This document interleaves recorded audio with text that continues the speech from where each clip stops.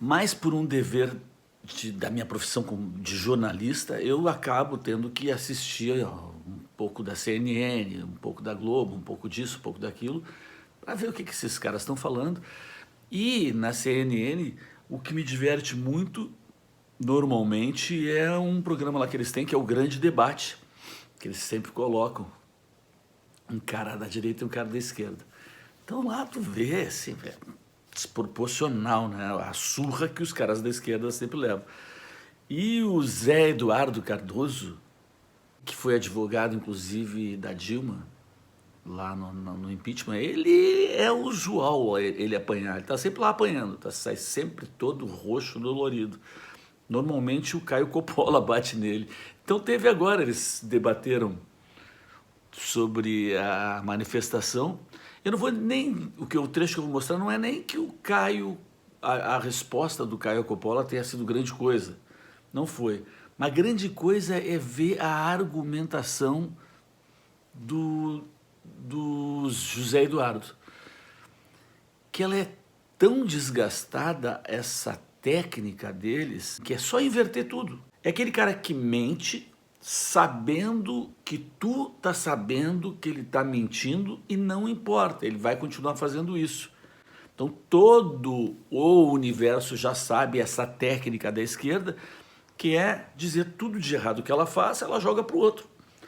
E é numa desfaçatez, numa cara de pau. Então vale a pena ver esse trecho para ver o quão patético, quão medíocre esse cara é, quando o argumento dele se reduz a isso, quando o sujeito não tem absolutamente nada para dizer e ele fica inventando, Beleza, até enquanto o Caio está falando, é legal ficar olhando a cara do outro. Olha aí. Veja, eu acredito que é uma situação absolutamente esperada. Nós sabemos, é inegável que o Jair Bolsonaro continua tendo uma base de apoiadores muito forte. A extrema-direita cresceu muito no Brasil, a ponto que durante o seu governo, ele se ganhou a eleição, cresceu durante o seu governo e tiveram que se unir todos os setores democráticos brasileiros para derrotar Jair Bolsonaro nas eleições. Ele não perdeu a base de apoio desta maneira. Ou seja, muitos daqueles que já o apoiavam defendiam intervenção militar, golpe de Estado, atacavam o ministro do Supremo. Esta base não se desfez. E o ato da Paulista mostra uma realidade que ninguém acreditava que tinha desaparecido. Ou seja, uma realidade política absolutamente normal. O que é impressionante mostrar é o seguinte, em primeiro lugar, tudo a democracia pode e deve admitir. Porém, a democracia nunca deve admitir aqueles que atuam para usá-la e suprimi-la. Eu me lembro de um ex-ministro Goebbels, de Hitler, que acabava dizendo que a democracia é uma piada, porque ela autoriza exatamente os meios, ou pode autorizar os meios, para que aqueles que querem suprimi-la tomem o poder. Então, há um limite. Como existem limites para todos os direitos, há limites para a democracia. A democracia a tudo tolera, menos a sua destruição. Quando Jair Bolsonaro faz as suas mensagens para que não se levem as faixas, ele estava fazendo uma vacina. Porque se efetivamente aquelas pessoas que lá estivessem, seria num número equivalente a essa, portassem os cartazes abaixo a democracia, pela intervenção militar, pelo artigo 143, fim do Supremo Tribunal Federal, basta um soldado para fechar o Supremo Tribunal Federal, eu teria uma evidente situação de incentivo ao golpe, que foi claramente articulado, segundo provado na Justiça, e cada dia que passa, mais provas surgem. Então, Jair Bolsonaro, para que não fosse agravada a sua situação, acabou pedindo e os seus eleitores, fiéis, seguiram e fizeram uma manifestação nos marcos daquilo que é possível, pelo menos daquilo do pouco que eu vi, nos marcos do que é perfeitamente possível. Ou seja, não bradaram aqueles slogans que propagandizam ações antidemocráticas ou golpistas. Então, diante deste quadro, eu considero um ato que, salvo alguma situação que eu não tenha visto, foi normal, que expressava um apoio que Jair Bolsonaro não perdeu. Isso não traz preocupação nenhuma. Ou seja, nós continuamos com o debate político. De um lado, os que defendem a democracia, o Estado de Direito, que estão unidos com setores de esquerda, setores de centro e até setores de centro-direita.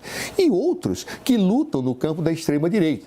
Vi lá a presença de governadores, né, que eu acho até que participam ou têm uma intenção, em alguns dos casos, não em todos, de herdar um espólio desse espaço político diante da inelegibilidade de Jair Bolsonaro e pretendem ser candidatos à eleição em seu lugar. Ou seja, me parece que é uma situação que está absolutamente dentro do esperado e não vejo razão para preocupação. A preocupação que tenho não é o ato, mas é a existência no século XXI de ideias antidemocráticas, golpistas e daqueles que não desejam manter a Constituição de 88 nos seus contornos específicos que consagram no seu artigo 1º o Estado de Direito democrático e social. Acho que é muito precipitado falar em herança política, né? Ainda é uma figura que está em atividade e, como nós vimos, com uma capacidade de mobilização ímpar. Não existe hoje nenhum outro político no Brasil que consiga convocar uma manifestação dessa magnitude e especialmente tão coesa, né? Eu creio que o governador de São Paulo quis expressar é que agora o Bolsonaro, ele de certa forma simboliza, né, a vítima máxima, né, de um judiciário politizado.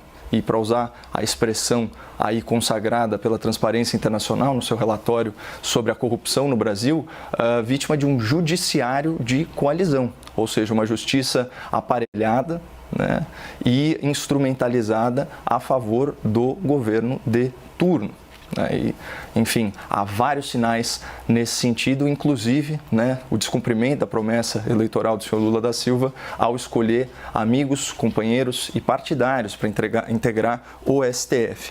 Mas eu gostaria só de lembrar aqui ao Zé Eduardo, eu também, como ele, lamento, né, a ideia que ideias golpistas ainda pululem, né, no imaginário político brasileiro em pleno século XXI. Eu queria lembrar que o mensalão, que é a perversão da democracia, né, pela compra do poder legislativo com dinheiro de corrupção, e também o petrolão, né, que é a quebra da isonomia da eleitoral por meio do superfaturamento de contratos públicos para financiamento ilegal de campanhas políticas, isso também são ideias de raiz golpista. Agora, o que existe de extremista no comportamento e na ideologia desses quase 1 milhão de pessoas que foram à Paulista? O que existe de extremo em se manifestar tão pacificamente, tão ordeiramente, que até o comércio permaneceu aberto? Qual o extremismo em defender o devido processo legal contra eventuais abusos do poder judiciário?